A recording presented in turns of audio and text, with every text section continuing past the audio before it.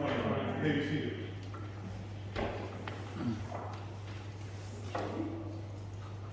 This is the miscellaneous calendar for May 2nd, 2022. FedEx Corporate Services versus Dead Keeps. Matters continued 517 by Lehman. 17. Yes. Richard Southwell versus Daniel McKee.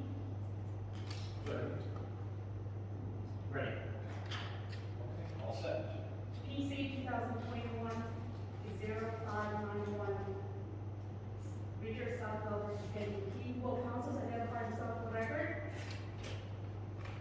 Gregory Picciarelli for plaintiffs. Michael Field for the state defendants, Your Honor. Cassandra Chakowski for the state defendants. Very well. We're all set. So the state chief, this is the state's motion. Yes, Your Honor, please. Yeah, I'm sure I remove my horse. Wasn't sure what it was.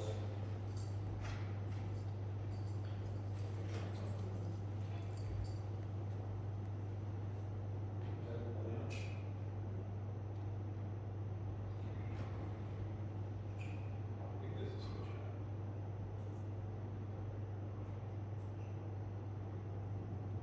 Yeah. I think it's done.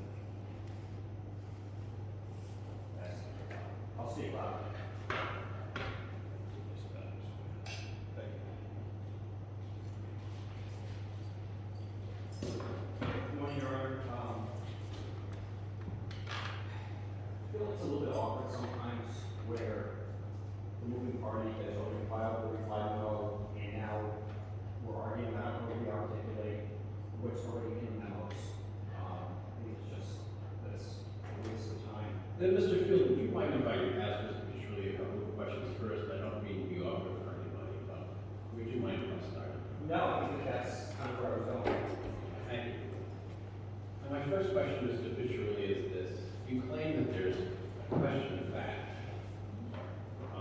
And I apologize for continuing on a turn. You claim that there's a question of fact, questions of fact which prevent a motion for judgment on appeal. Which, if true, would prevent the court from even considering this motion. What are those questions of fact that still remain?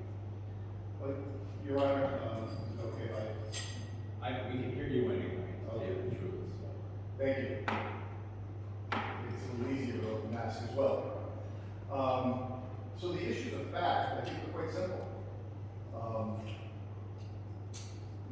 Was it a factual basis for the governor to assert in an executive order that A, mass work to prevent the spread of COVID, to address the pandemic, and B, masks not cause harm to the children who are wearing masks. Okay, so just taking that for a minute, the governor did issue the order, there's no question about that. There was a pandemic, there doesn't seem to be a question about that, and the governor found that there was a need for the mask. Is all of that correct? Whether or not his findings of fact are correct is a different subject. Whether or not it was appropriate for him to issue a masking order, that's separate. But are all of those facts correct? What had happened in this case? And I apologize, Judge, would you refer me to that part? Yeah. It might be easier for me to be here.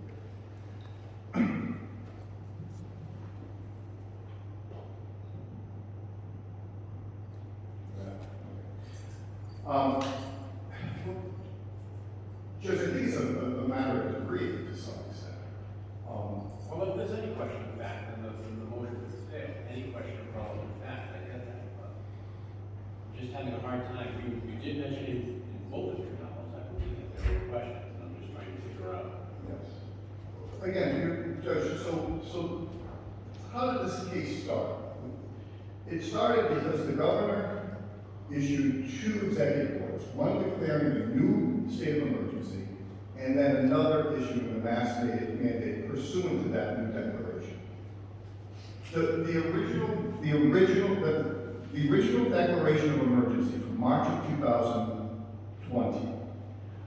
I'll admit, in my complaint, I made a mistake. I had read the governor's new declaration in August 19, 2021, as if the March 2020 declaration had ended, and he issued a new one. It wasn't until, as the case progressed, that it became apparent that that March 2020 declaration never expired, and as of today is still in existence. The day I filed my brief, the governor extended it yet again. And it's true that the declaration in and of itself doesn't seem to impose a burden on anyone.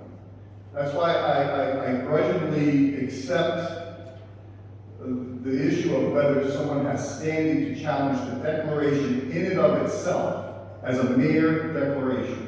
And let's not kid ourselves. I think it's been publicly stated by the administration that the only reason this declaration still is in existence is to get federal funding, I think, for Medicare reimbursement or something like that.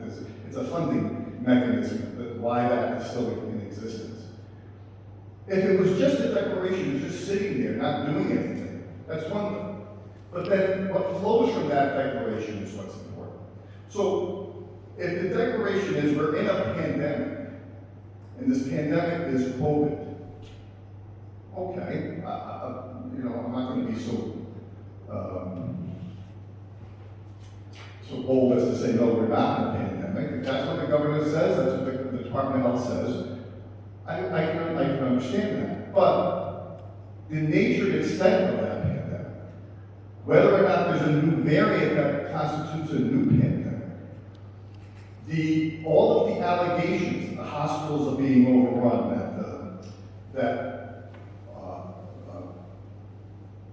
certain things that were the doomsday scenarios that the governor set forth in his declaration of emergency, which, by the way, never came true. Hospitals were never overrun. They never opened a field hospital like they said they were going to open in the original declaration. A lot of those things didn't come to pass. And the state just ignores that. They just pretend that wasn't even in the executive order. More importantly, it was then that declaration that is used as the justification for the second executive order imposing the mask mandate. See, I issued a declaration for a pandemic. Now I get to do whatever I want. So we cannot, as plaintiffs, simply attack the mask mandate. We attack the entire process by which that mask mandate came about. But you're even in agreement of what the process was. First, there was a general declaration of emergency, and then there was a mask mandate. So no questions there. But even that, Judge, if you look at the original declaration, or I'm sorry, I understand that you have concerns about whether the effectiveness of the legality of the declarations and whether or not they should be put into effect. But can't the court decide that on a motion for judgment on pleas? If there's no question that this mandate went in, this emergency was declared, it was extended, aren't those all agreed? Judge, we had a 7-day hearing where we presented various conflicting facts for Your Honor, that Your Honor took considerable time and effort to listen to review and issue a decision on. We didn't spend 7 days arguing the legality of the executive order. We argued 7 days the factual underpinnings of those executive orders. And Your Honor made certain factual findings in that, and under the context of a preliminary injunction motion, where you gave greater deference to the state, given the nature of the preliminary injunction proceedings, where the burden was a heavy burden on us. Well, now we're in the reverse situation. Now you have to accept everything that was, all the facts that were presented as true. And if you accept those facts as true, the state had no basis to issue, the government had no basis to issue a mask mandate, because masks don't work and are harmful to children. In fact, Your Honor found that masks are harmful to children. So we did prove that part of our case. You simply found that the harm to children was outweighed by the benefit that the state claimed masks provided. We stand here today and wholly reject that. There's a recent decision, Your Honor, I was debating whether to file a brief. The questions of fact are the same as were decided in the motion for preliminary injunction. You just want to trial on the merits on a permanent injunction, is that right? Correct, Your Honor. Or a declaratory judgment and potentially, whether or not Your Honor would have to issue a permanent injunction in conjunction with the declaratory judgment. I think is a debatable legal point that I don't think we need to get to at this point. If you declare that it was illegal for the governor to issue the mandate because there was no factual underpinning for it, whether you have to issue an injunction telling the judge not to, the governor not to do it again, I think there's some discretion that the court would have, whether the governor would abide by their declaratory judgment. So I don't know that that really is relevant to the motion that's before you right now. But we do have the right to have a full trial hearing, not the rushed hearing we did in the preliminary injunction, not with the heightened burden on us as part of that preliminary injunction hearing. We have the right to our discovery. I didn't think it was rushed. Well, Judge, there were many days where I got stacks, 2 or 3 feet high of dashboard material that had one day review. That's true. There were a lot of questions that I had, which, given the time constraints, of the process by which the Department of Health, for example, reviewed their mask regulation, that I didn't get the benefit of really delving into with Dr. McDonald. That I think discovery will give us that opportunity to flesh out. Discovery's going on? So yes, Judge, as Your Honor may be aware, initially the state moved to state discovery. Let me back up. Shortly after Your Honor's decision in November, we filed a petition for writ of cert in the Supreme Court. In opposition to that motion, or that petition, the state argued that we hadn't started discovery yet, and that's basically our fault. Because if the facts hadn't been properly fleshed out for the court. So immediately after I got that opposition motion from the state, I sent discovery in early December to both the governor and the Department of Health, interrogatories and requests for production of documents. The state then moved to stay that discovery. They moved before Your Honor. Your Honor denied that motion. They then moved before the Supreme Court. The Supreme Court denied that motion. It denied that motion in conjunction with denying both our petition for writ of cert and the state filed their own petition for writ of cert. The clear implications I would suggest, Your Honor, from the Supreme Court were, as I stated in my opposition to the state's petition, when courts are hearing things on an emergency basis, facts get jumbled. And I cited the example of Justice Sotomayor in the Supreme Court, where there was a discussion about the OSHA mask mandate. And in that colloquy with the court, Judge Sotomayor got her facts wrong. She asserted that 100,000 kids had been hospitalized because of COVID. It was a clear mistake. Now, whether it was a mistake, an innocent mistake, or it was something that was presented in the hearing, it was widely discussed in legal journals about how the Supreme Court justice could have gotten something that serious, that important wrong. And I pointed out to the Supreme Court, that's what happens when you have rushed hearings and preliminary injunctions. Sometimes the facts don't get clearly delineated. And I can't tell you, Your Honor, that was why the Supreme Court denied the state's motion to stay discovery, but they did. They denied both our petitions, sent it back down here, denied the stay of discovery, and the clear implication I got from that from the Supreme Court is they wanted a full hearing on the merits of this case so that it doesn't happen again. So that we're not going to be before Your Honor next fall when something else like this happens. And again, to get to the mootness issue. Well, I'm still troubled by the facts. So where are we with discovery? Discovery all set?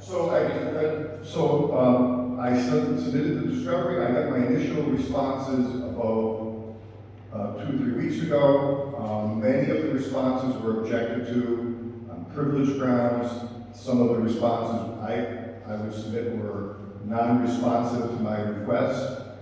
But we've agreed to stay any further proceedings on discovery pending the decision on this motion.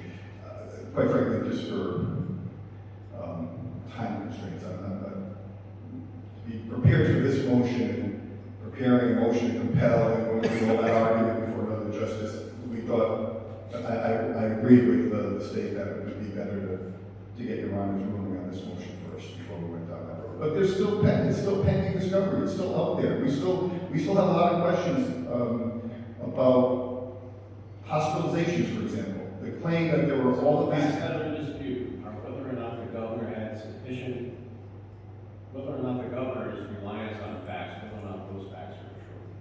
Correct. Anything else? With regard to the facts. Well, yes, because you all agree on what the procedure is, right? What happened? The governor did this on this day, the governor did this on this day, you wrote a challenge on this day, right? I wish I could say yes, Your Honor, but I've been stating since the beginning of this case, the governor relied on 3 things. He didn't just rely on the Emergency Powers Act, Management Act. He relied on his inherent authority under Article 9 as the governor, as the chief executive, and he relied on the quarantine statute. I didn't write that into the executive order, the governor did. But not once in any responses, going back to last September, has the state even acknowledged that argument. They just ignore it, as if the government didn't write that in. There's not one word of it in any of their briefs that, no, the governor disavows his power under Article 9 to issue executive orders. No, the governor disavows his power under the quarantine statute to issue a mask mandate. They don't say that. The governor doesn't say that. Instead, every single renewal of the executive order said the same exact thing. Every time he renewed his executive order, he didn't say, I just rely on the Emergency Management Act. He says, I rely on Article 9 and 23.8, I believe, is the quarantine statute. He keeps saying that. There's no time limits to his inherent authority under Article 9. There's no time limits under the quarantine statute. The 180 days doesn't apply to that. So there's nothing stopping the governor from tomorrow saying, under my Article 9 power, I'm reinstituting a mask mandate. Forget about emergency management. I don't need that statute. I have my own powers to do that. If he appropriately, one of the 3 things he relied on was appropriate. The court doesn't need to address whether or not he had powers under his inherent powers. But this argument, Your Honor, is that he doesn't have the power under emergency management anymore. That that's been taken away by the General Assembly. They don't argue that anybody's taken away his power under Article 9 or the quarantine statute. They don't make that argument. So those 2 bases that were in those executive orders are still out there. And it is completely unanswered by the state as to what the governor's position is on those. So you're not simply trying to revoke the mask mandate before, you're trying to prevent the governor from doing it again? Absolutely, Your Honor. And in all due respect to this governor, as I say in my brief, he's more Governor Mills than Governor Baker. He hasn't ended the declaration of emergency. He hasn't sent a letter to this court, as the Judge Baker did in Massachusetts, saying, I will not issue this type of masking mandate ever again. Doesn't say that. He says he won't do it under the Emergency Management Act because that power's been taken away from him. But he doesn't say I won't do it under Article 9. He doesn't say I won't do it under the quarantine statute. And he doesn't say that he won't issue a new declaration of emergency and start it all over again. Remember how we got here, Judge? There was a declaration of emergency in March of 2020. The governor ended that. Now you're litigating a case on facts that haven't even happened yet. It's a possibility that he'll declare a new emergency, that something, at least in his mind, may change the health situation in the state, and that he will have another mask mandate, isn't that a different set of facts from where we are now? We don't know what's going to happen in the future. Judge, we know three things. We said there are two things sure in this world, death and taxes. Well, there are three things sure in this world. Death, taxes, and cold and flu season. Cold and flu season is going to happen again in the fall. And this governor has signaled twice his willingness to reverse himself publicly. Remember, Your Honor, in May or June of last year, the governor dropped the masking in schools. Signaled to everyone it was over. Then all of a sudden, during the summer, kept saying, I don't have the power to issue another mask mandate under the emergency management statute. I'm not going to do it. I want the school departments to do it. I want to do it. I don't have the power to do it. And then on August 19th, he said, he changed his, did a complete 180 and said, yes, now I'm going to issue a mandate. So he's already done it once. Then he did it again. In December of last year, he issued another state of emergency and another mask mandate for businesses. What did he rely upon for that declaration in December? H3N2 flu virus. So now he signaled that he has the power to declare the flu a pandemic and issue a mask mandate because of the flu. Something which has never been done before. So he's done it twice. Fool me once, shame on me. Oh, sorry, no, fool me once, shame on me. Fool me twice, shame on me. If there is any clear case of the possibility of a likelihood of repetition and the inability of a review, this is the classic case. It will happen again, as sure as we're all sitting here. So, again, I see the case. I think the mootness issue, Your Honor, I don't Well, actually, I'd rather go back to Mr. Field before we go to the mootness issue, but I do want to make sure that you understand that this is a 12C motion, a motion for judgment on the pleadings, not a motion for judgment as a matter of law. And therefore, the court doesn't need to get to the fact that there are no material questions in dispute. It's only whether or not you would be entitled to relief under any set of conceivable facts. It's a little bit different. You understand that, correct? Your Honor, I agree.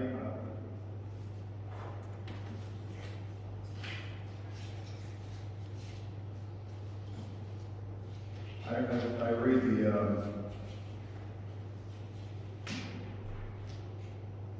read the Boyer versus Bedrosian case to say that, in fact, the 12C motion is, in fact, the same standard as the 12B6 motion.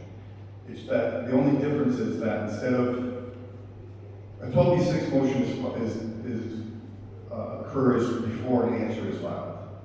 The 12C motion is after an answer is filed. But the standard is the same. So that's, and I know Your Honor's rule, I think Nugent v. State also says that. And I think Your Honor's, in some of your own decisions, Your Honor, you quoted those cases. Well, you don't, actually, the court doesn't tend to have motions for judgment on the pleadings too many times. But a recent case of the Supreme Court, Premier Home Restoration versus Federal National Mortgage, 2001 case, quoted Nugent versus Public Defender's Office, a 2018 case. Again, I'm not sure that the court needs to get to the question of whether or not there are any questions of fact and dispute, or whether or not there are just any conceivable facts which would entitle your client to be. That's a bit different. I read the cases to say that if it appears beyond a reasonable doubt that the plaintiff would not be entitled to relief under any conceivable set of facts, then the motion can be granted. That's the standard, I think, for both 12B6 and 12C. That's how I understand it. I understand that in the 12B6, on occasion, there are extraneous facts that are public record documents, which I think my brother cited, references to attached to them. No, I don't know that I have a disagreement that Your Honor can look at those types of documents outside of the original complaint itself, but I think it's the same. There are no conceivable facts. You know what, they're very close to one another, anyway, so I understand that. And I would just simply point to Your Honor's own decision in the preliminary injunction. You weighed facts in the case. But you weighed them in a way which the burden was on us at that time, a heavy burden. I think we're entitled to the normal process where we can go through discovery and have a proper hearing, a full hearing to debate those facts, to present those facts to the court. You've made that clear, and you've also made clear that you want to do this before the flu season. When do you think about doing that? Doing the hearing, Try. trial, as soon as I can perhaps get a motion to compel the discovery heard. Because there are some discovery issues that we feel should need to be straightened out. Some answers to the discovery that we feel we're entitled to. Like I said, I want to get, I'll do that as quickly as Your Honor wants to have that done. As Your Honor knows, we did the motion to compel before the motion judge. I don't know if Your Honor would hear that or not. The court, actually, I'll hear whatever motions you have in this case, because it may expedite it, but the court always appreciates it when counsel try to talk to each other about these issues first, so I get that. We would be more than willing, Your Honor, to have a tight schedule. I don't know if the state wants to conduct any discovery. Scheduling order, we'd love to have a trial this summer to get this over with. My clients would be thrilled You to want get to this done as quickly as possible. the second summer in this case. Without masks this time, it'd be great. You have to represent your clients, I understand that, so. But let me shift to Mr. Field on this issue, because I put you, under the light, advisedly, on my stuff. Thank you.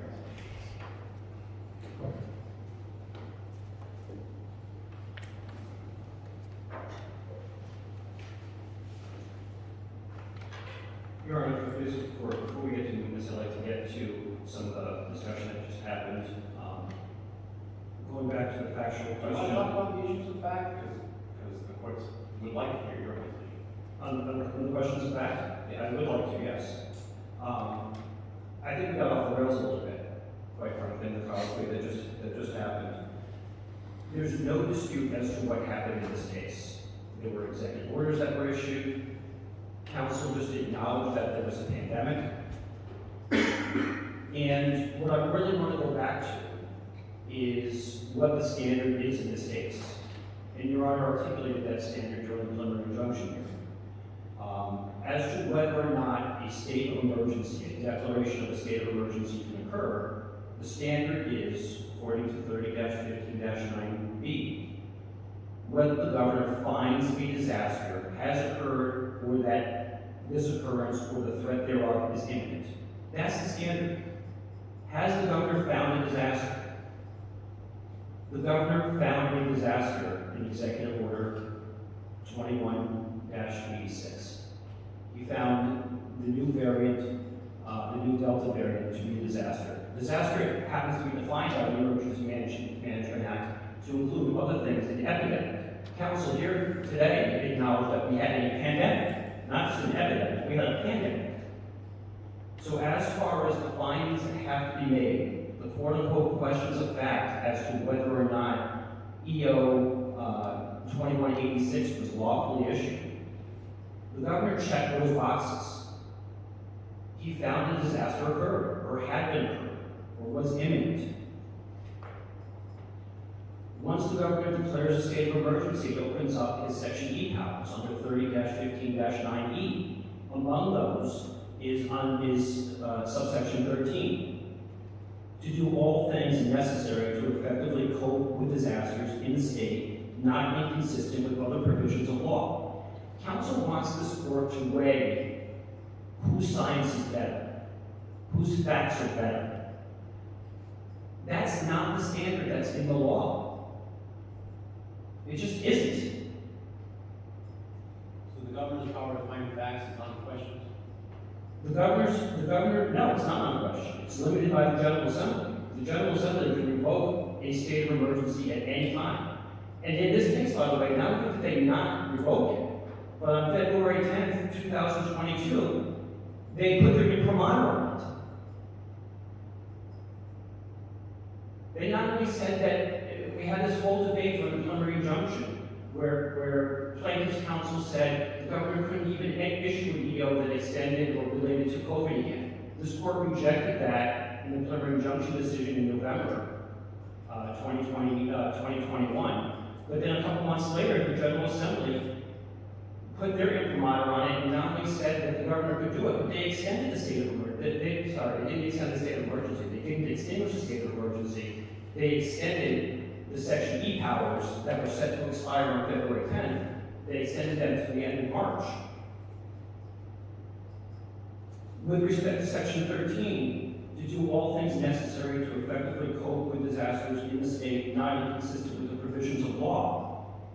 We've been through 7 days of preliminary injunction, a lot of memos, a lot of papers, a lot of arguments. I never heard the plaintiffs say that EO 2187, the mask requirement, is inconsistent with some other provision of law. They may say that the science doesn't support it. They may say that there's something out there that goes against the governor's findings. They've never said what the law says. They've never said that there's something inconsistent, that EO 2187 is inconsistent with some other provision of law. Those are the facts. If there are any facts to talk about, those are the facts. That's the standard that's in the law. They want to impose on this court to weigh whose science is better, whose facts are better. That's not the standard. And even when you get into the emergency regulation, now the emergency regulation, they say we haven't talked about it. They're worried about this anxiety, or the unfounded anxiety that the Supreme Court talks about, that DOH could issue the emergency regulation on its own authority. That's not what happened in this case. They want to litigate things that haven't even happened yet. What happened in this case is the governor issued EO 2187, directing DOH to issue a protocol relating to masks in schools, and DOH did. Now, even if you get into the standard that Judge Stern articulated, and I think this court adopted in this preliminary injunction with vapor technology, about some plausible rationale, again, whether the governor had a plausible rationale, I don't think that that's really the standard. I think the standard is Section 13. But whether DOH had a plausible rationale in issuing the emergency regulation, well, I mean, let's just start with the fact that EO 2187 directed DOH to do so. That's a plausible rationale. This court recognized in the preliminary injunction phase that if it had nullified the emergency regulation due to procedural posting issues, that DOH had the requirement to reenact the statute, reenact the emergency regulation by virtue of the EO. That's a plausible rationale right there.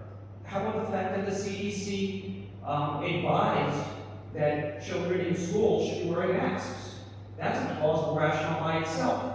Now, they don't argue with that. They don't say the CDC didn't say that. They don't say that the governor didn't direct DOH to do something in EO 2187. They say there are other things that the governor should have thought about or didn't think about. That's not the standard. That's not the standard, and the court doesn't have the power to get there, it's the legislation. The court doesn't, that's not the, yes, that's correct. The court doesn't have the power because the legislation, 30-15-9B with respect to the state of emergency, and then 30-15-9E13 with respect to EO 2187.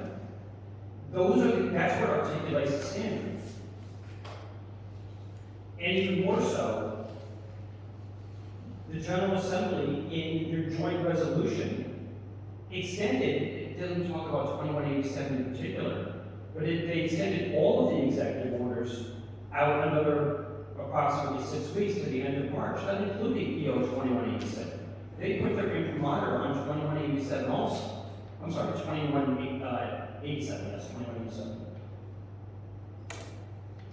So the standard that they want this court to look at with respect to the facts is a lot different than what the standard is, and it's a low standard. I'm not saying there's no standard. I'm just trying to think that through, Mr. Field. I understand that you're reserves its power to, reserves its powers. But isn't your argument that it no longer has the power to issue another mask mandate at present? Without Yeah. a declaration of emergency? And I think, so I wanted to address the factual issue that had been brought up first, but I do think that that gets to the mootness and justiciability issue. And whether or not there are factual issues in dispute, to kind of segue to Your Honor's question, whether or not there are factual issues has no bearing in this case anymore. It might have had a bearing once in a while, arguably. But what did counsel ask this court to do? To issue a permanent injunction? Against what? I think you just said the governor from declaring another mask mandate. There's no, to walk that through, Your Honor. Excuse me. Okay, walk it through. The power to declare an emergency is solely within the power of the governor. Solely within the power, subject to the General Assembly. Yes. The power to issue the mask mandate under a state of emergency, he could conceivably do that, solely within the power of the governor, subject to. Subject to the General Assembly in a future situation. What's before the court right now? He has no Section E powers anymore.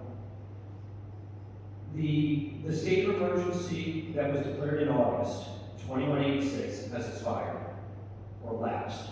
That is no longer in effect. The original declaration by Governor Rhode in March 2020 is still in effect, but the governor has no Section E powers to issue an executive order under those.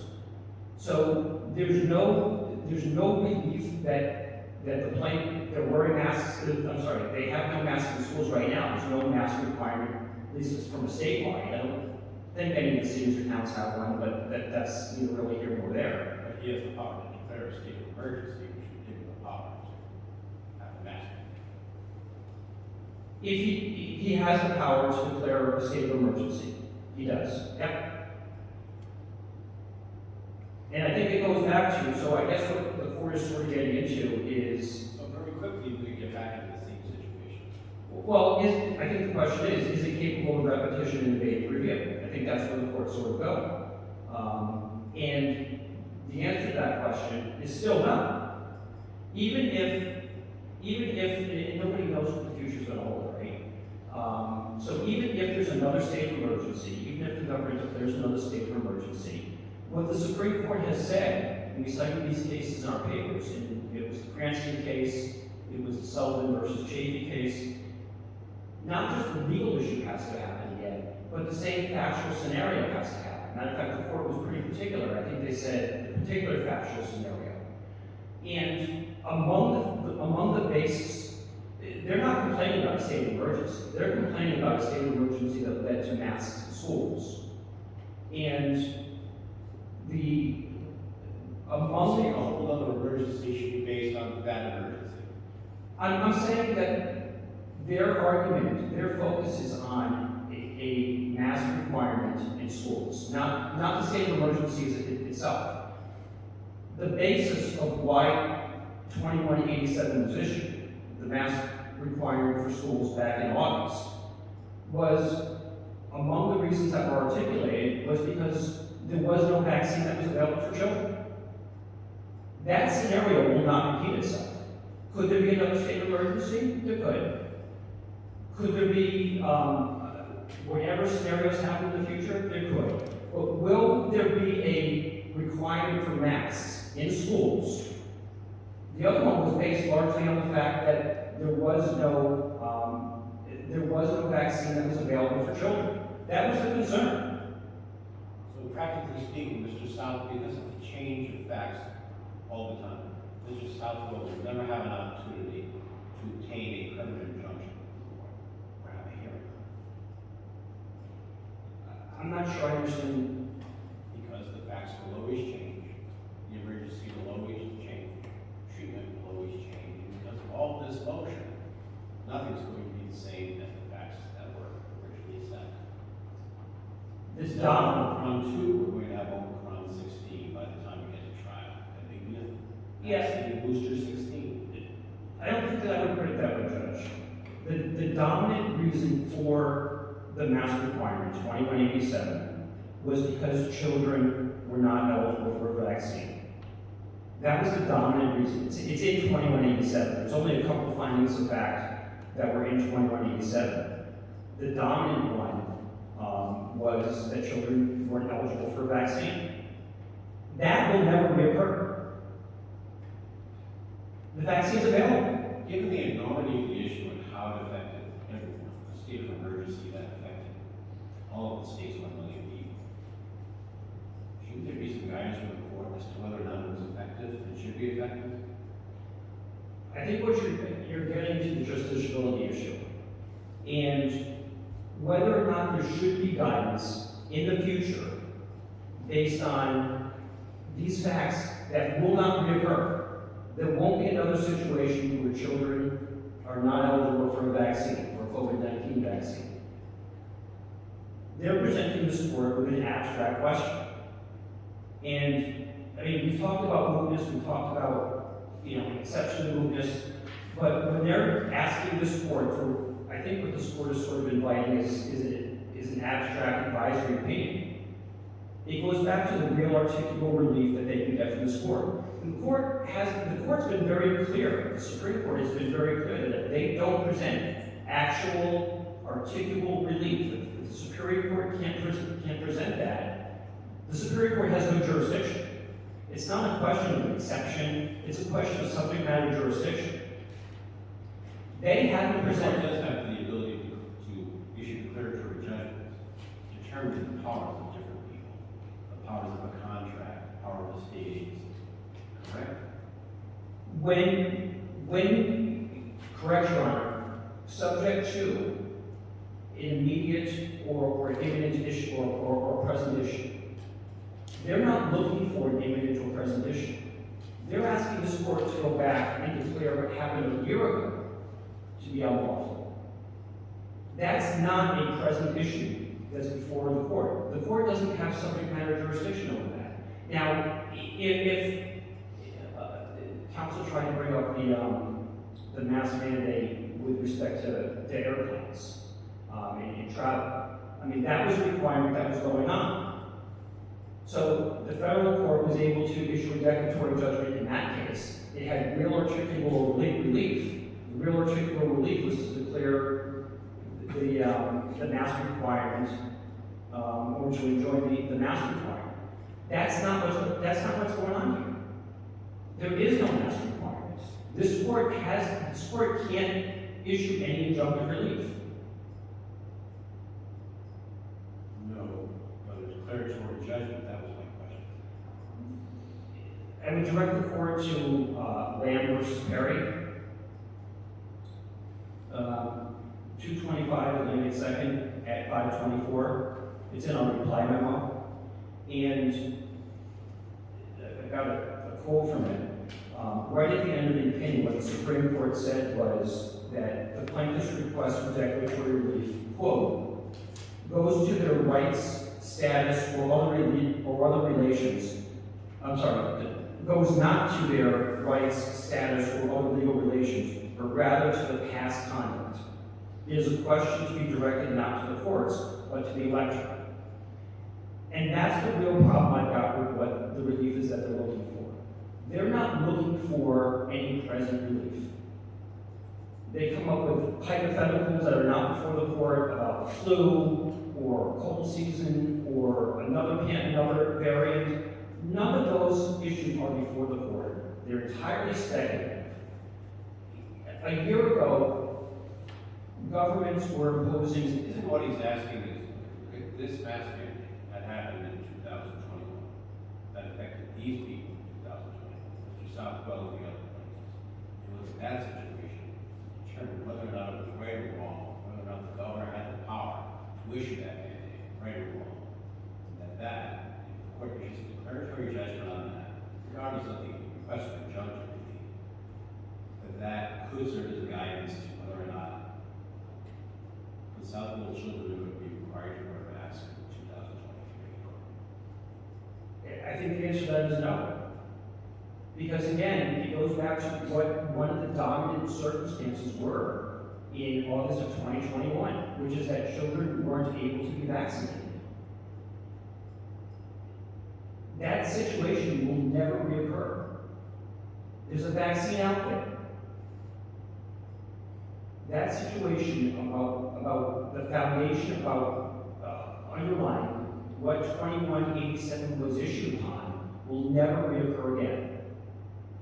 And again, I would direct the court to Sullivan versus Chafee, the Cranston case that are cited in our memos, and the court talks about, in fact, Sullivan versus Chafee. That was a circumstance where it was the fiscal year 1997 budget. And the argument by the plaintiffs in Sullivan was, well, there's going to be a budget every year. I mean, if anything's going to happen every year, it's a budget. There's going to be a budget every year, and they wanted the court to issue declaratory judgment about what had happened when the budget was issued, whether that was issued properly or for the guidance that Your Honor's referenced.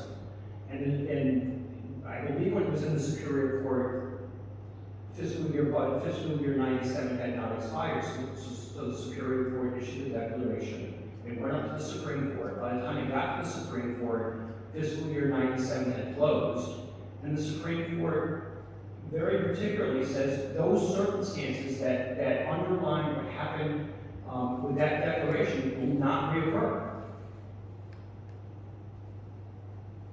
And again, it's a subject matter jurisdiction issue.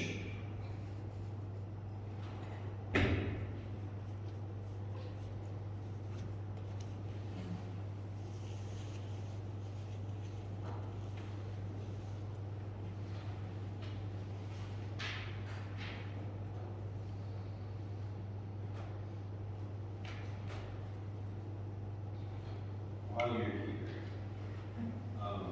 well, first off, this keepers on, this is a situation now. Yes, and matter of fact, we agreed.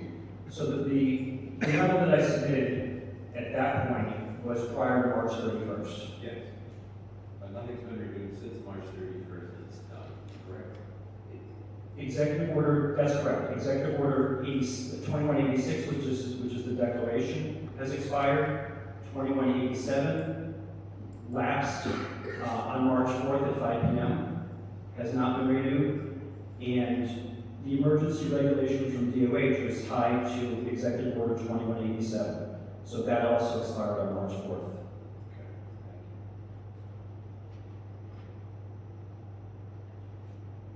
Mr. Fisherly, you based a lot of your arguments on mootness on the question of the Bid Labs case, in which the circuit court found that it was unlikely that the situation would ever recur again. Actually, Mr. Fisherly indicated, I know that the governor agreed with that again, but he's only one governor. In all respect to Governor Baker. And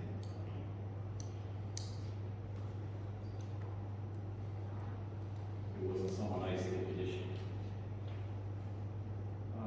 The same court, well, the same circuit court, several different judges, found differently in the case of Bailey's campground. Another Massachusetts case, wouldn't you agree? They came out different, yes. That was only 2 months before, right? 2 or 3 months before. Bailey's was January 2021, and Boston Bid Labs was August 2021. Sorry for my math. No, I didn't quite hear what Your Honor said, so I was just trying to. Would you agree that that narrowed the question of mootness? The court in that case found there wasn't mootness, correct? The issue was not. In Bailey's, they found that it was not moot. In Boston Bid Labs, they found it was moot and not capable of repetition. And actually, just to go back a second, I don't remember in Bailey's if they found it was moot or not, but they found that it was, I believe they said it was capable of repetition. Yes. So I think they were, if I recall, they were moot in both cases, but one was not capable of repetition and the other was capable. Couldn't the same be said here? No. Simply because there's a vaccine now? No, for a different reason. So in Bailey's, I'll read the floor in a second, but in Bailey's, the underlying state of emergency still existed. I think it was Governor Mills, I think. Yes, I think that was me. Yeah. The underlying state of emergency still existed in Bailey, in the Bailey's case. The governor still had the authority to issue executive orders. In Boston Bid Labs, and I'll read directly from the case. It's actually, looks like it's the last substantive paragraph in Boston Bid Labs at page 11 and 12. The situation in Bailey's is different from ours, however. That is because here, i.e. in Bailey's and Boston Bid Labs, unlike in Bailey, the offending order is gone, along with the COVID-19 state of emergency.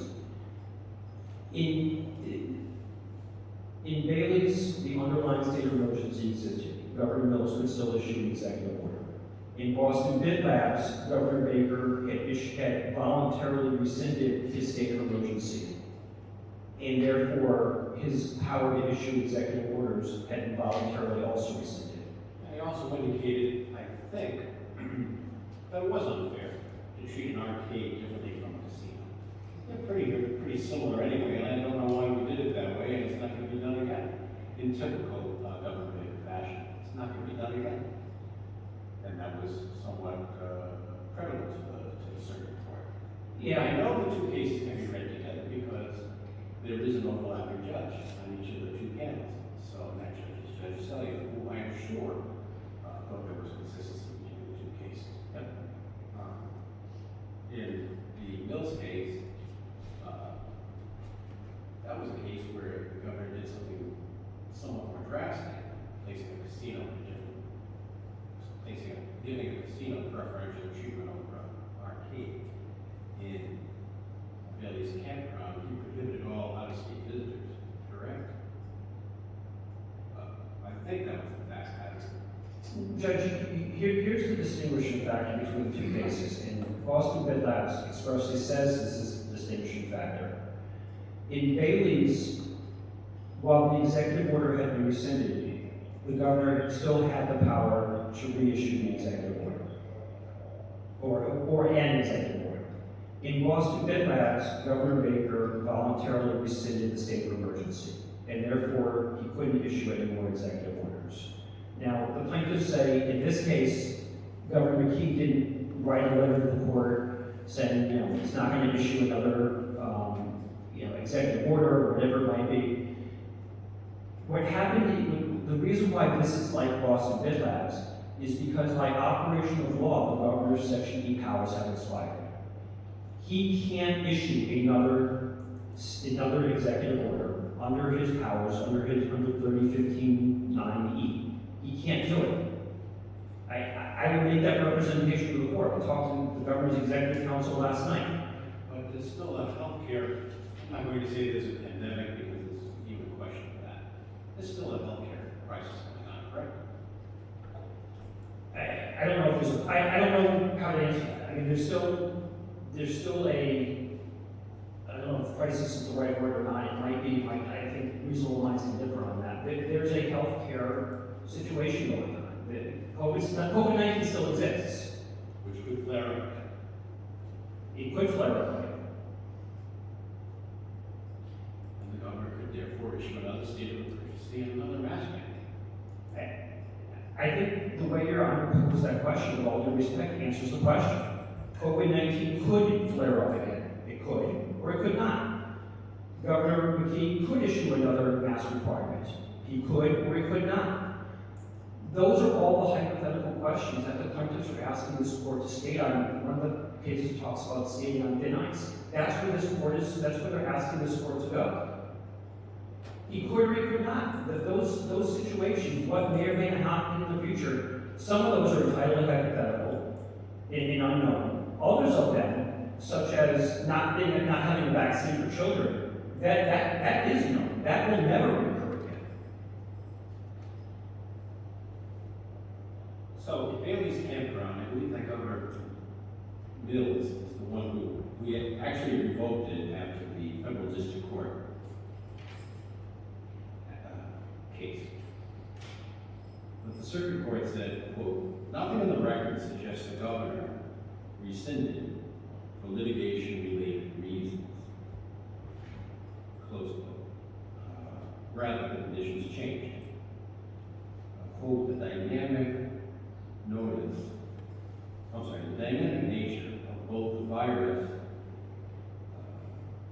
that has given rise to this pandemic and the public health response to it all but ensures," close quote, "that the situation may be repeated." There, as here, the situation can be repeated again. No, because in Bailey's campground, the governor still had the authority to issue an executive order.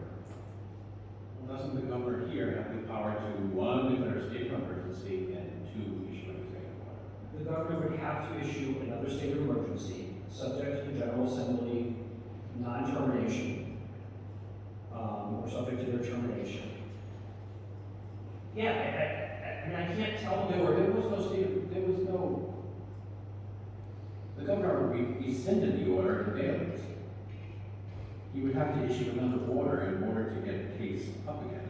It's simply a question of whether or not it's likely to be repeated.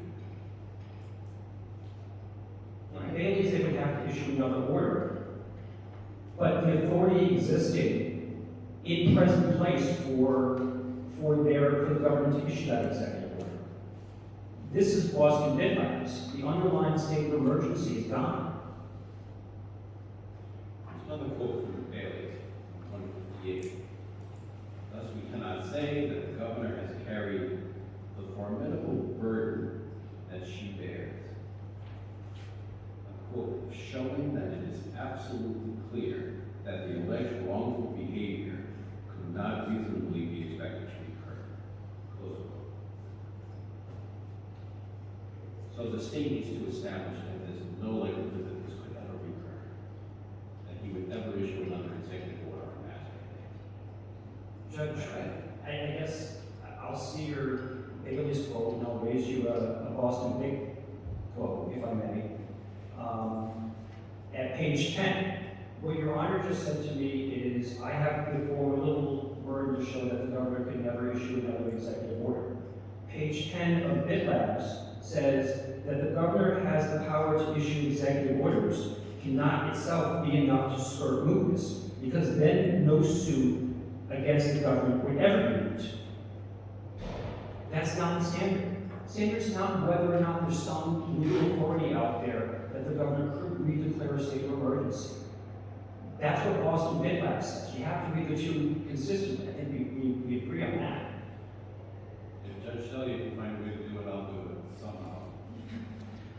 But again, I think it also comes back to the real articulable relief that the plaintiffs are asking this court to grant. And there's no real articulable relief. They want the court to declare something that happened a year ago unlawful. They can't enjoin it. The court can't enjoin it because it's already happened. It's already been, the executive orders have already lapsed. There's no requirement, no state requirement that children in schools wear masks. So they're asking for this court to grant relief. What's that? Right now. That's true. How long did they have to wear masks for? How old was the total time? It was from, well, it would have been the beginning of the school year to March 4th. Judge, I understand.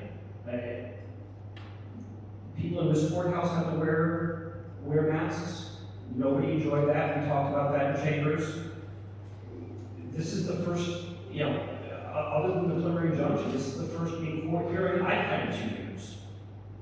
You've got the justices on the Supreme Court. Nobody's been in that courtroom other than them for 2 years. This has changed the way everything has happened. There's no question about it.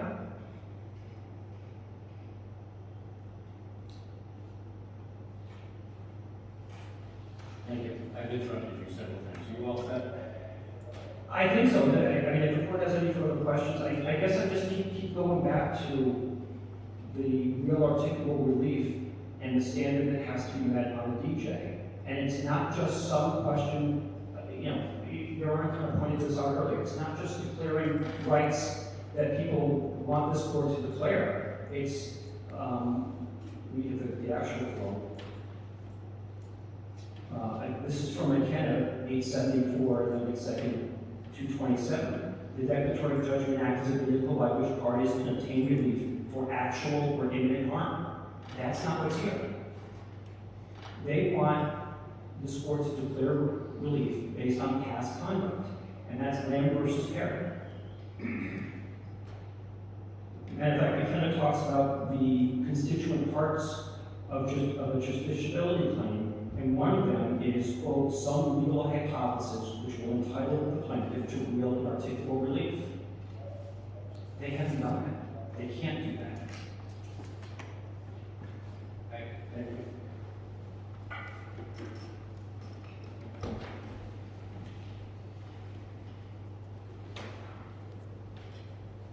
Judge, I'll try not to be repetitive, but there are some things I just have to bring your own attention to. The emergency regulation was not issued pursuant to the executive order. That is a complete misrepresentation to this court. The emergency regulation, as Your Honor is fully aware, came into effect after I filed this lawsuit and after we had the initial conference, when the state mentioned, well, Judge, even if you declare the executive order void, we're going to have an emergency regulation from the Department of Health that's going to be in effect. And if you read the emergency regulation, they rely on 23-1, -1, -17, and -18. That's the Department of Health statute. It relies on the expiration subject to the provisions of 4235 2.10. That's the emergency regulation statute. The only time it mentions the executive order is it ties the termination of this regulation to either 45 days or the termination of the executive order, whichever comes later. There is nothing. The department and also recall, Your Honor, when the governor issues his executive order on August 19th, he says the Department of Health shall issue a protocol, not a regulation. And the next day, the Department of Health issued a protocol, not a regulation. That's attached to the amended complaint, Your Honor. It was a one-page protocol. The Department of Health, a month and a half later, did away with the protocol. The protocol was set to expire September 17th, the same day that the first 30-day period for the executive order was to expire. And on September 17th, instead of reissuing the protocol, the Department of Health waited a week or so and then issued the emergency regulation. So let's not misrepresent the factual background of what happened in this case. To stand up here and say the emergency regulation solely relied upon the executive order is completely wrong. That's number one. So you want the court to say that they cannot issue emergency regulation? Well, Judge, I think that's a whole separate issue. The state doesn't even really make a serious argument in their motion, either for mootness or to dismiss with regard to the emergency regulation. They simply piggyback on the executive order argument. Dismisses it as moot because the executive order is done, but they never even talk about how the emergency regulation came into effect. I didn't think that the emergency regulation was subject to challenge as it's backed up by the Administrative Procedures Act and endorsed for a limited amount of time. Do you question their ability of the Department of Health to issue an emergency regulation? Well, Judge, again, if you look at paper technologies, if you look at Rizzo Ford, the courts do look at the legitimacy of the emergency regulation. Was there imminent harm? Now, again, is the standard great deference because it's an emergency? Well, even if the standard is great deference, you still have to weigh the facts before you decide whether or not the emergency regulation is appropriate or not. Otherwise, You mean the governor does? no, the court does. Let me argue it this way. As in Baker Technologies, if the government had done nothing here, kind of like they did in the vaccine for healthcare workers, there was never an executive order for vaccines for healthcare workers in the state. Instead, the Department of Health issued an emergency regulation, independent of the governor's power, and they issued it under that emergency regulation statute. As time went on, what did the Department of Health do during that 180-day period? They conducted a cost-benefit analysis. They reviewed the effectiveness of a vaccine mandate for healthcare workers. And as Your Honor knows from another case where I cited the new regulation, guess what? They decided after they did the cost-benefit analysis to do away with the vaccine mandate. I asked Dr. McDonald, I don't know how many times on the stand I tried to get out of him, why are you not doing the same cost-benefit analysis for the vaccine mandate? Oh, we don't have enough time. Well, but at the same time, they were doing it for the vaccine mandate. Your Honor, I never got around to fully citing Health Freedom Defense Fund versus Biden. April 18, 2022, decision from Middle District of Florida, Judge Mazzella. Because of this decision, I got to fly up here from Tampa last week without a mask on in an airplane, with about 95% of the other people on the plane not wearing a mask. Because of this decision. What did this decision find? It found that the CDC failed to properly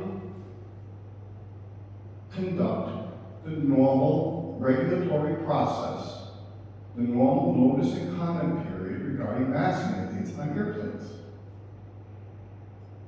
Gee, isn't that the argument I've been saying for the last 6 months here? And, Your Honor, There is no notice and comment period for an emergency regulation.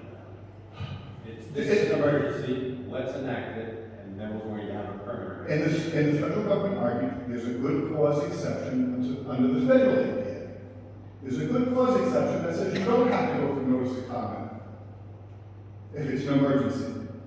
And that was the federal government's argument. And how did Judge Mazzella answer that?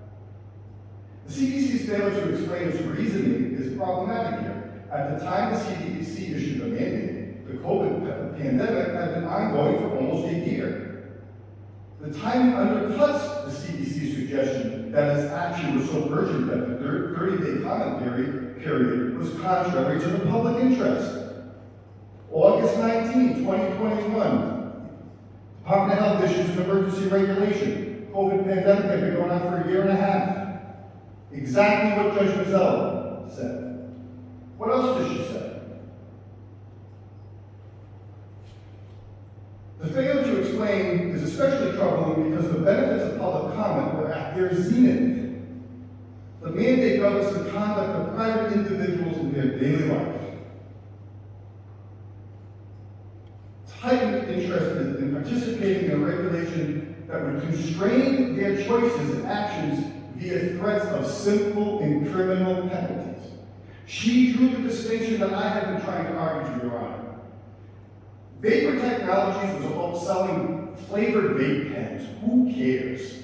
How does that affect people's everyday lives? It's meaningless. You give great deference to the Department of Health or something stupid like that. You don't give them great deference when they force little kids to wear masks in school, causing them, as Your Honor said, irreparable harm for months. And by the way, complete silence from the state as to your finding of irreparable harm. The state still takes the position that there's no harm to kids wearing masks. If that's not a signal that they're willing to do it again, I don't know what is. Some other factual points I think are important to me. My brother keeps saying the sole basis, or almost the sole basis, for the mask mandate was that kids can't be vaccinated. Lie. Wrong. Read the two executive orders. Yes, they mentioned vaccines. They also mentioned recommendation of the American Academy of Pediatrics. They mentioned that the CDC guidance. Guess what? The CDC guidance still says wear masks in schools. They didn't say that that was the sole basis, they said that now the situation has significantly changed, like the availability of the vaccine. Okay. Therefore, the situation may not be. And we also know, Your Honor, and I apologize, I didn't mean to interrupt you. I'm sorry. And therefore, the situation may not be repeated, the argument now is going to be different. That is just such a ludicrous argument, Your Honor. I'm sorry. Does anyone honestly believe that? We already are hearing that the vaccine efficacy is waning. We are on our second booster. Those boosters, I don't know that they've been approved for children yet. So, very likely in September, the state, relying on CDC guidance, could say, those original vaccines are practically worthless. Even natural immunity, 75% of students, as I understand it, already have natural immunity now. Well, that doesn't matter either, because that wanes. Dr. McDonald testified, 90 days it wanes. So now you have a vaccine, you have a booster. Well, what happens when the booster efficacy wanes? Can you see how that executive order is going to read in September? Quote, by the way, the March 9, 2020 executive order is still in existence. It hasn't gone away. The governor hasn't revoked it. He could have, but he didn't. He's still declaring that we're under a COVID state of emergency. He could very easily issue a new executive order in September that says, due to the waning efficacy of vaccines, and due to the fact that school-age children now are not eligible for their first or second booster, we're going to have to reimpose a mask mandate. I mean, do we seriously think that that's not a likely possibility? Of course it is. To stand here and argue that, There's a possibility that the governor could issue an executive order on anything. I don't know whether it's a probability, but a possibility. And in every situation, Mr. Fine is indicating that the ability to question that is in the hands of the legislature, because they can come back and limit the ability to issue limit the executive's ability to issue an emergency order. we all know how long and difficult it is for the General Assembly first to reconvene when they're already out of session in September. They waited until they reconvened in January to even take this up. This time they didn't. The governor indicated in his papers that he has the power to veto the current resolution, so you need a supermajority to overturn an executive order. And again, I gave the state yet a third or fourth or fifth opportunity to address my argument. The governor, in his executive order, cites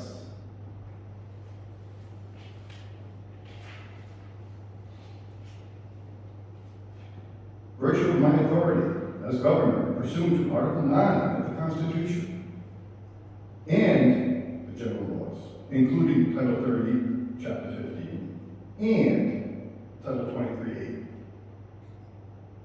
He repeated that in every executive order. He relied in September of 2021 when he renewed the August executive order. He says, whereas on March 9th, Executive Order 2002 was issued declaring a state of emergency. It's still in existence. I haven't heard an argument from the state that the 180-day time limit on an executive order for masking pursuant to 2002 has been prohibited by the General Assembly. Their argument is Executive Order 2186 was terminated. The new declaration for the new Delta variant, there is no clear indication from the governor that he doesn't believe he has the power under 2002 to issue a new mask mandate. The state has not made that clear. I have not heard that argument.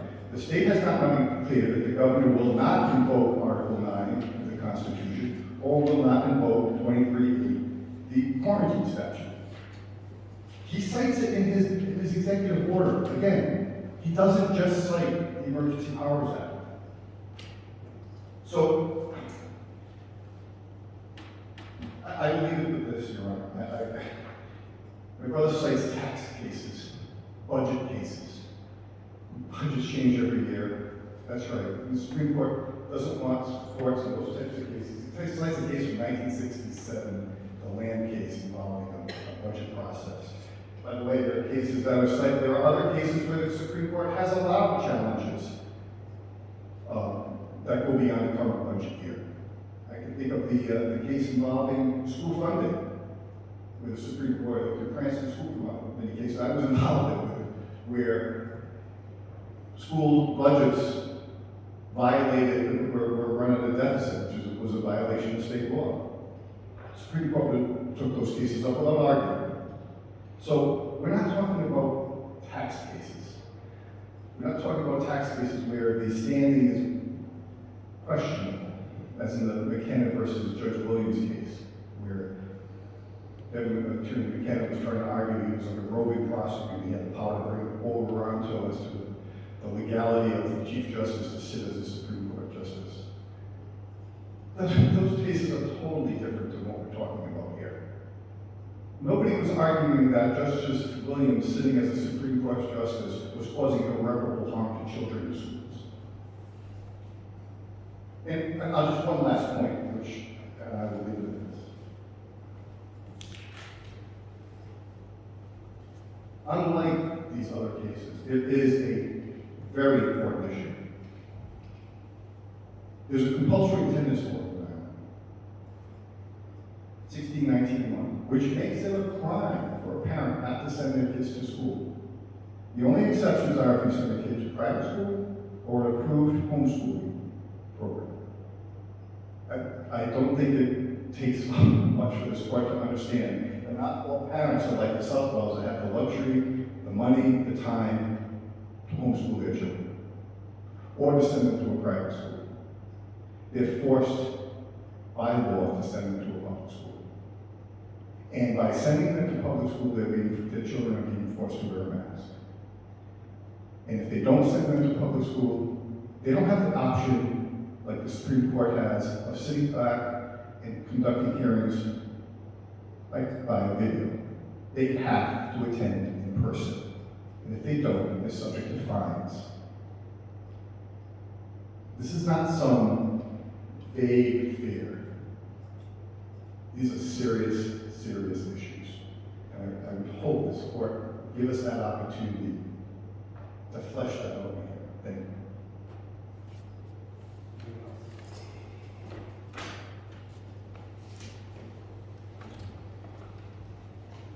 Just to make the record very, very clear, Your Honor, Executive Order, the State of Emergency 20-02, I did say in my papers that the governor doesn't have any power under Section E, that the 180 days applies to the state of emergency that's in effect 20-02. It's on page 7 or 8 of my reply brief, but I'll say it again right here.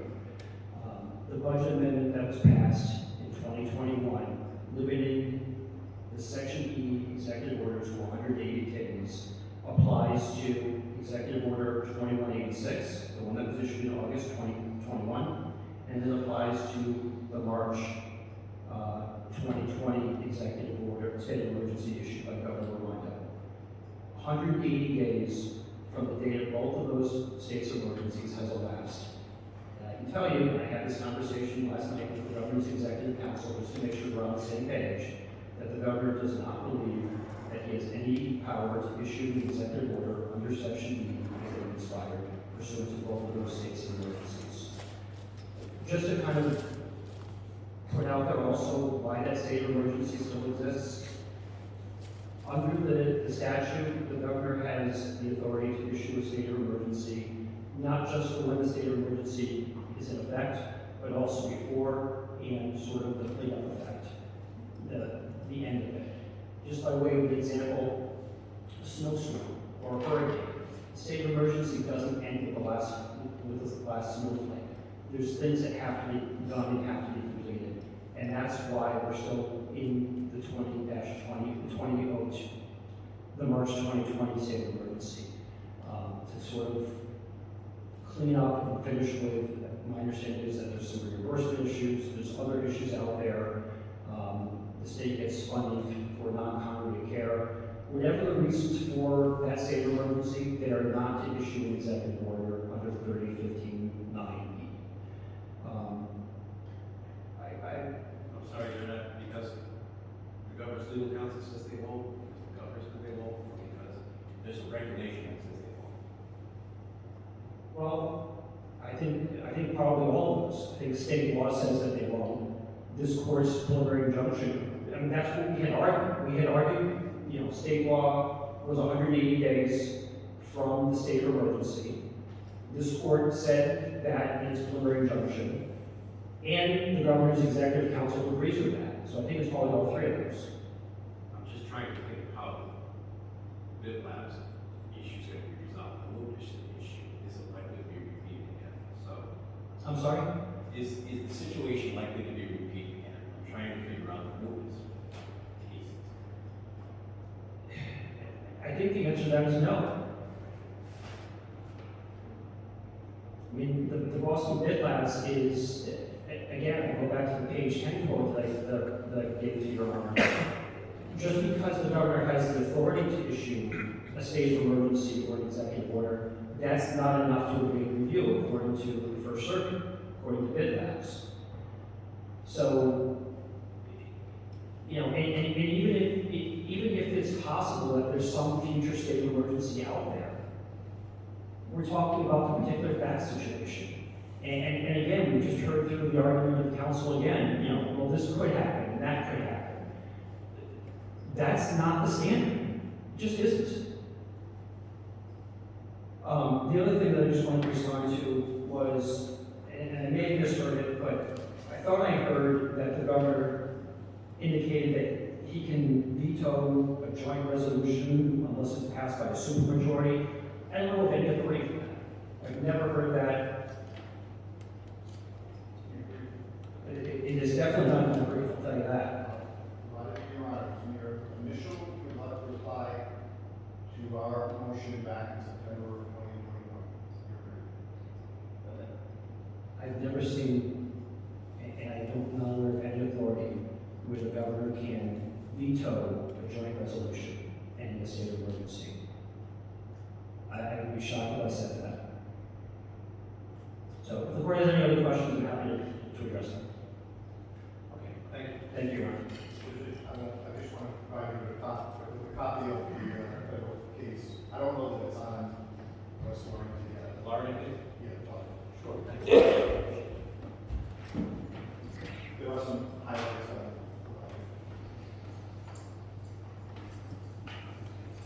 Thank you. The question we reserved, there were too many complicated questions here, so we just get through this. However, as it falls now in my court, not in your court anymore, to come up with an answer to the question, discovery should therefore open, correct? Your Honor, the agreement from the parties was that we would wait for the court's decision.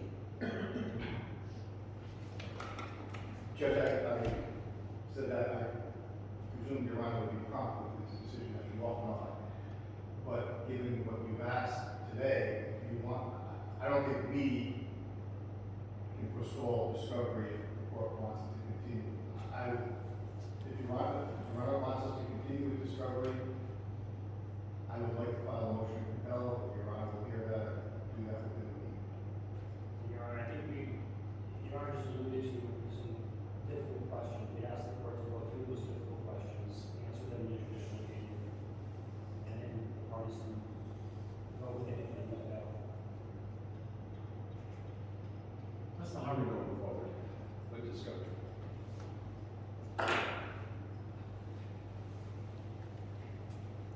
There's a suit pending, someone wants discovery, so we gotta get to the end of this case one way or another.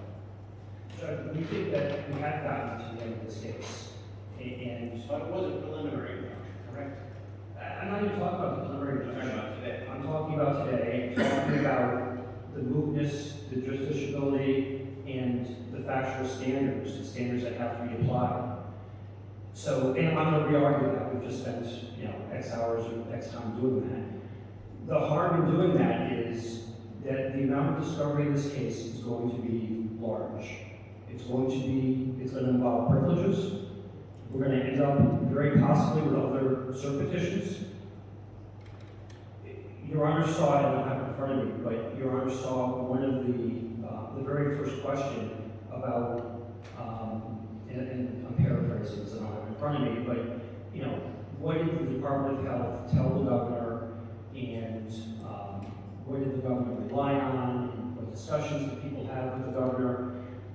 Even Your Honor said it was, you know, it certainly wasn't before the court, you know, as it would be for a motion, but they very clearly implicate privilege issues. So that's number one. So the amount of discovery to us is going to be quite voluminous. And frankly, the amount of discovery that's going to go the other way, there's 30 plus plaintiffs.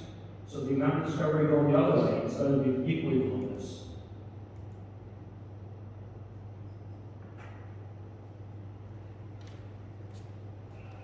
Our clients will pay any time, any manner, if they want to take that position, enroll kids, they're gonna ask.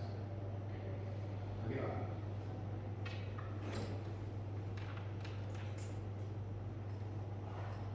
Well, because the parties have come to an agreement, I'll conference that issue.